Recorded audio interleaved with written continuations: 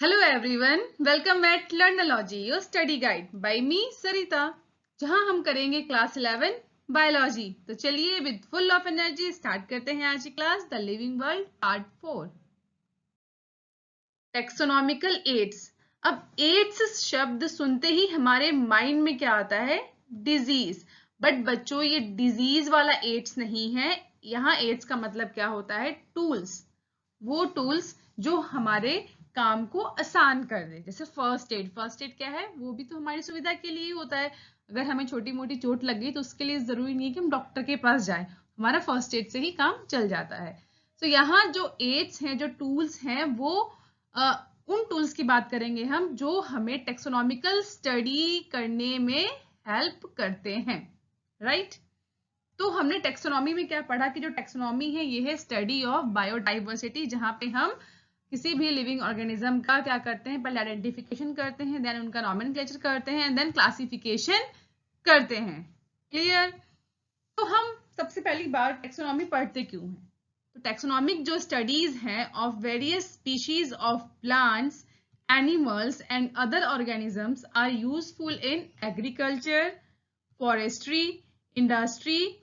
ठीक है, तो इन सब फील्ड्स में ये काफी इंपॉर्टेंट रोल प्ले करते हैं to know our bio resources and their diversity. Clear? तो ये है क्या इंपॉर्टेंस ऑफ टेक्सोनॉमिक स्टडीज। क्यों की जाती है taxonomic study? Because of all this reasons. So जो आइडेंटिफिकेशन है, ठीक है, जब भी हम किसी लिविंग ऑर्गेनिज्म का आइडेंटिफिकेशन करते हैं तो हमें क्या जरूरत पड़ती है? We need to collect actual specimens of plants and animals either in dead or living form। तो ऑब्वियस है, अगर हमें किसी भी लिविंग ऑर्गेनिज्म को स्टडी करना है तो अगर हम उसको देखेंगे नहीं तो हम स्टडी कैसे करेंगे? तो जो भी प्लांट और एनिमल हम स्टडी कर रहे हैं वो उसका हमारे पास एक सैंपल होना चाहिए, आइदर इन डेड फॉर्म और living form. It is use for classification of an organism. ठीक है, तो all the informations gathered and stored along with the specimen. तो जितनी भी इंफॉर्मेशन है अबाउट लिविंग ऑर्गेनिज्म, ठीक है, जो भी हम टेक्सोनॉमी के थ्रू कलेक्ट करते हैं वो सारी information with specimen either in dead और लिविंग फॉर्म, ठीक है, for present and future study. ठीक है, इसे ही क्या बोलते हैं? Taxonomical aids. ठीक है, तो टेक्सोनॉमिकल एड हमें क्या प्रोवाइड करता है? ये हमें सारी इंफॉर्मेशन प्रोवाइड करता है, प्लस हमें ये स्पेसिमेन भी प्रोवाइड करता है जिसके थ्रू हम टेक्सोनॉमिक स्टडी कर सकते हैं। क्लियर? तो ये टेक्सोनॉमिकल एड्स कौन कौन से हैं? तो यहाँ हम सभी को ये करके पढ़ेंगे: herbarium, monograph, museum, zoological park, then keys, flora and manual और बोटानिकल गार्डन। तो ये सारे हम एक एक करके समझते हैं। तो सबसे पहला टेक्सोनॉमिक एड क्या है? हर्बेरियम। तो हर्बेरियम में क्या करते हैं? जो प्लांट स्पेसिमेंस हैं उनको ड्राई एंड प्रेस्ड फॉर्म में प्रिजर्व करके रखते हैं। तो आप में से बहुत से बच्चों ने बचपन में कभी ना कभी कोई फूल तोड़ा होगा, उसको अपनी बुक में रख दिया होगा, और जब आपने कुछ दिनों के बाद देखा होगा तो वो आपको ड्राई एंड प्रेस्ड फॉर्म में मिला होगा। क्लियर? तो बिल्कुल वही सेम प्रोसीजर होता है हर्बेरियम में प्लांट्स को प्रिजर्व करके रखने का। ठीक है, तो ये जो ड्राइड एंड प्रेस्ड प्लांट के स्पेसिमेन है, इनको क्या करते हैं? इनको एक सिस्टमेटिक वे में, जो कि एक यूनिवर्सली एक्सेप्टेड सिस्टम के थ्रू इसको प्रिजर्व करके रखा जाता है। ठीक है, तो ये देखिए, ये आप देखेंगे ये क्या है? ये एक हर्बेरियम शीट है ना? ये हर्बेरियम शीट है जहां पे प्लांट को ड्राई और प्रेस्ड फॉर्म में रखा गया है ना? तो पहले हम प्लांट को जो है हम उसको किसी शीट में, बुक में या शीट में, न्यूज़पेपर में प्रेस करके रख देंगे, एंड आफ्टर दैट हम वो सैंपल लेंगे, उसको हम एक शीट पे पेस्ट करके लगा देंगे। ओके, एंड साथ ही प्लांट, जिस शीट पे हमने प्लांट लगाया है उस शीट के नीचे हम क्या करेंगे? हम एक लेबल लगा देंगे, है ना? इस तरीके का एक जो है लेबल लगा देंगे जिसपे वो जो प्लांट है उसकी इंफॉर्मेशन लिखी होगी। ठीक है, कि जो प्लांट है ये किस डेट में लिया गया है, किस जगह से कलेक्ट किया गया है, उसका इंग्लिश या लोकल और बोटानिकल नेम क्या है, किस फैमिली से बिलोंग करता है, कलेक्टर का नाम क्या है, ठीक है। ये सारी जो इंफॉर्मेशन है वो इस लेबल पे लिख दी जाएगी। क्लियर? तो ये क्या है, ये हर्बेरियम शीट है। तो ऐसे ही बहुत सारी हर्बेरियम शीट्स जिन पे अलग अलग प्लांट्स के specimens dry and press form में लगा के रखे जाते हैं, ऐसी जगह को क्या क्या कहा जाता है, हर्बेरियम। नेक्स्ट टूल है बोटानिकल गार्डन। तो इससे पहले हमने पढ़ा था हर्बेरियम, जहां प्लांट स्पेसिमेन को ड्राई फॉर्म में प्रिजर्व करके रखा जाता है। अब बोटानिकल गार्डन जो है, यहाँ प्लांट स्पेसिमेंस जो हैं वो लिविंग फॉर्म में होते हैं, and plant in these gardens are grown for identification purpose, या हम कह सकते हैं टेक्सोनॉमिक स्टडीज के पर्पस से यहाँ पे इनको ग्रो किया जाता है। और हर एक प्लांट के साथ एक लेबल लगाया जाता है जिसपे उस प्लांट की सारी इंफॉर्मेशन मेंशन होती है, जैसे कि साइंटिफिक नेम हो गया, फैमिली हो गई और बाकी सारी इंफॉर्मेशंस। फॉर एग्जांपल ये एक इमेज है जो कि इंडियन बोटानिकल गार्डन से लिया गया है, Kolkata, the great banyan tree. तो यहाँ पे आप देख सकते हैं इस लेबल के पीछे ये बनियान ट्री है जो कि एक लिविंग स्पेसिमेन है, एंड ये जो लेबल है इस पे इस बनियान ट्री के बारे में सारी टेक्सोनॉमिक इंफॉर्मेशन दी हुई है ना। ये इसका साइंटिफिक नेम क्या है, इसकी फैमिली क्या है, ठीक है। तो सारी इंफॉर्मेशन इस पे मेंशन्ड है। साथ ही जो प्लांट है ये Guinness book of world record में भी इसको मेंशन किया गया है।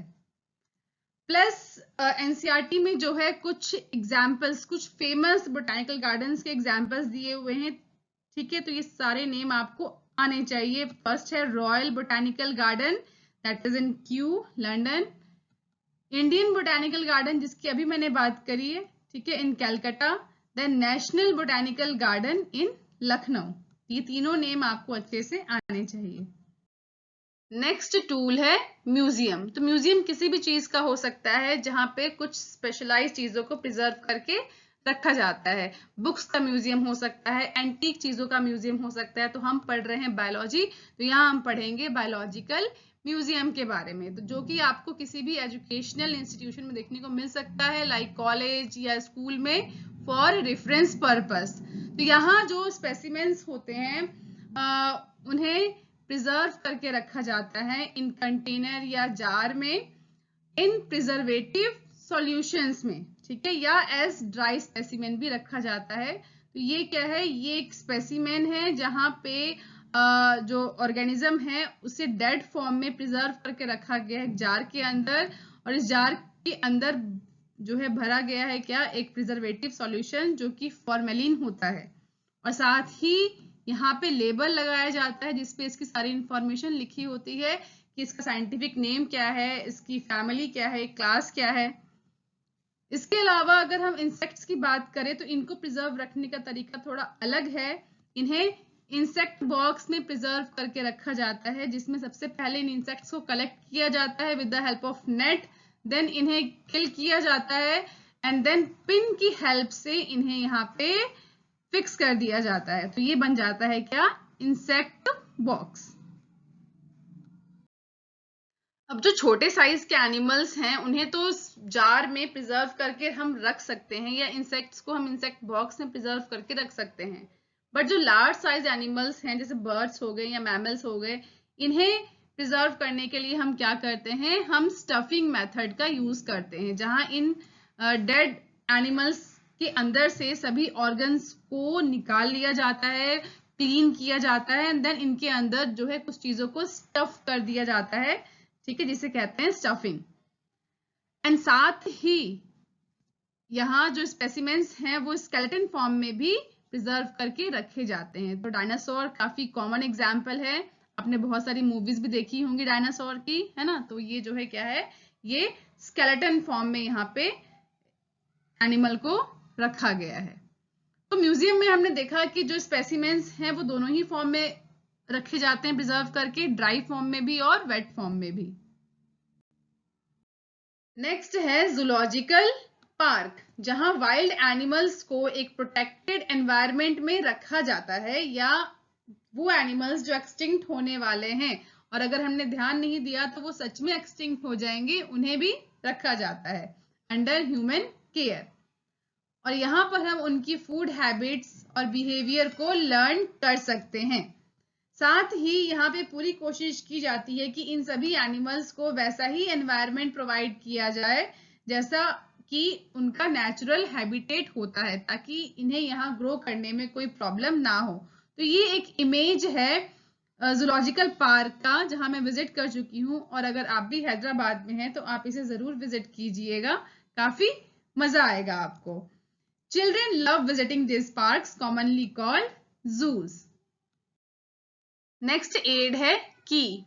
तो ये जो है बाकी सभी एड से थोड़ा अलग है और थोड़ा समझने वाला भी है, तो इसे आप ध्यान से समझेंगे। तो यहाँ जो प्लांट्स एनिमल्स हैं उन्हें आइडेंटिफाई किया जाता है on the basis of similarities and डिससिमिलैरिटीज।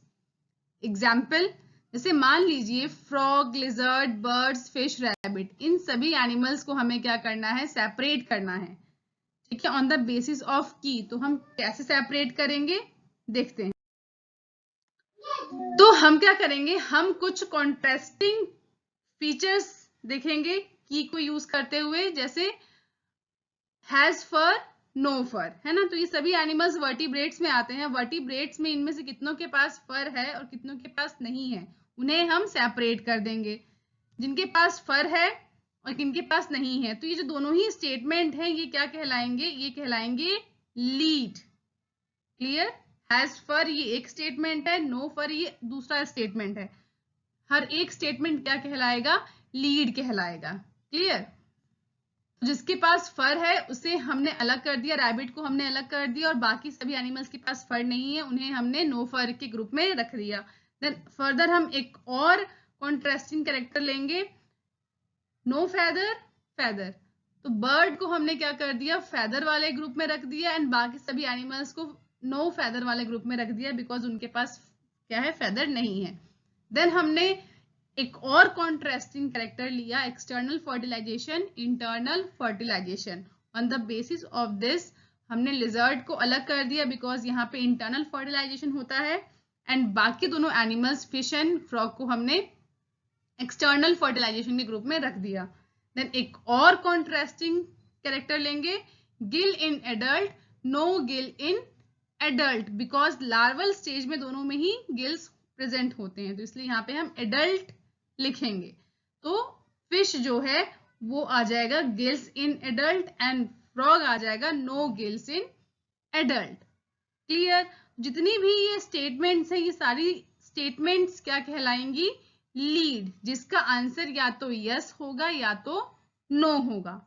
And जितने भी ये कॉन्ट्रास्टिंग कैरेक्टर्स हैं जो कि पेयर्स में हैं, जैसे अगर हम सिर्फ फर को देखें तो यहाँ फर को लेकर के दो कॉन्ट्रास्टिंग बातें की गई हैं, विद और विदाउट।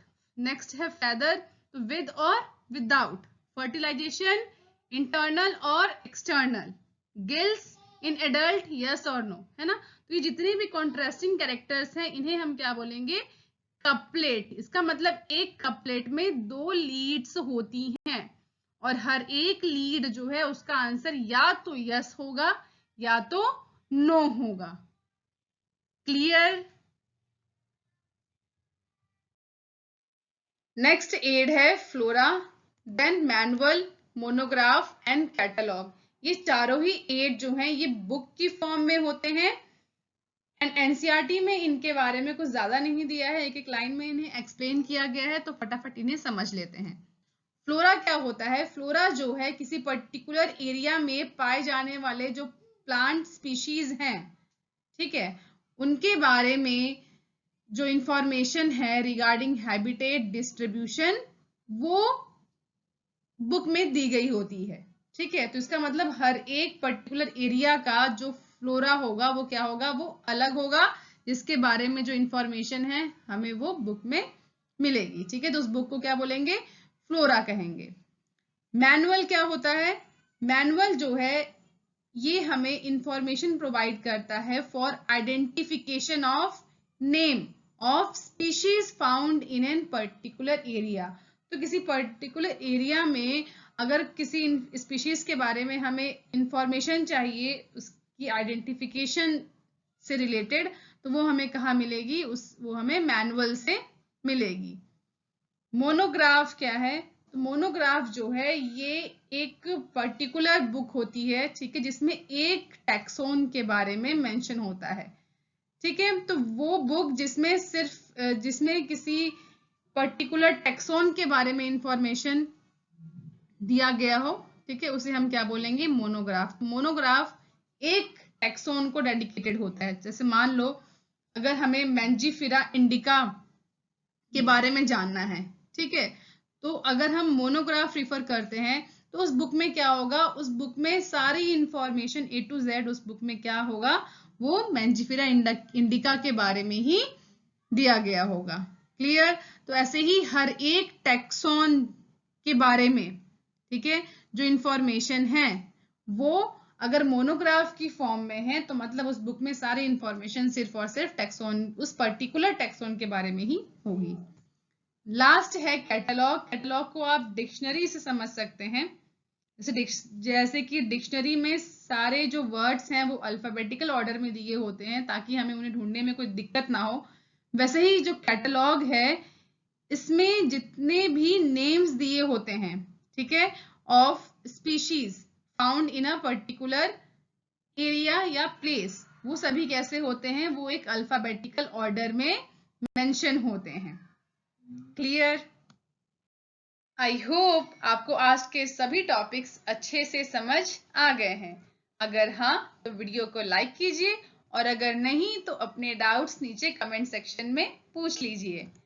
हम अपनी नेक्स्ट क्लास में करेंगे चैप्टर 2 बायोलॉजिकल क्लासिफिकेशन। तब तक स्टूडेंट्स आप आज का टॉपिक एनसीईआरटी बुक से अच्छे से रीड कर लेंगे, जिससे आप कॉन्फिडेंट हो जाए कि अब तक की क्लास में हमारा एनसीईआरटी से सब कवर हो गया है। Till that stay happy, stay healthy.